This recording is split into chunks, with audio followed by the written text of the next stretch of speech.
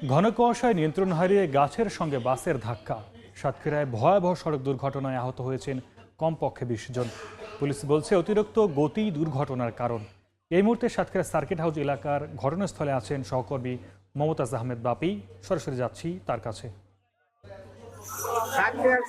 Circuit হাউসের সামনে ঢাকা থেকে ছেড়ে আসা সাতক্ষীরাগামী দিগন্ত পরিবহন নিয়ন্ত্রণ হারিয়ে একটি গাছের সঙ্গে ধাক্কা খেয়ে মারাত্মকভাবে অ্যাক্সিডেন্টের সম্মুখীন হয়েছে। এই অ্যাক্সিডেন্টে কমপক্ষে ১৫ থেকে ২০ জন কম বেশি আহত হয়েছে।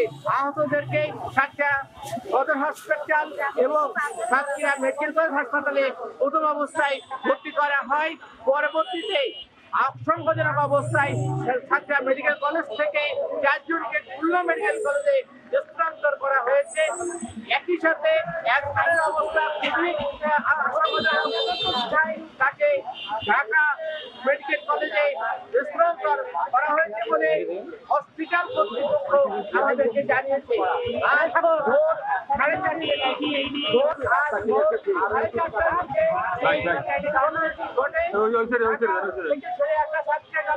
দিগন্ত পরিবহন সরাসরি নিয়ন্ত্রণ হারিয়ে একটি গাছের সাথে ধাক্কা খেয়ে গাছটি দিগন্ত পরিবহনের ভিতরে ঢুকে গেছে।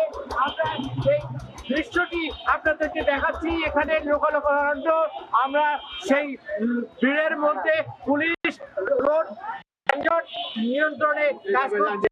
আমরা এই ছিল সাতক্ষীরার সড়ক দুর্ঘটনার সর্বশেষ চিত্র। সরাসরি ছিলাম সাতক্ষীরায়।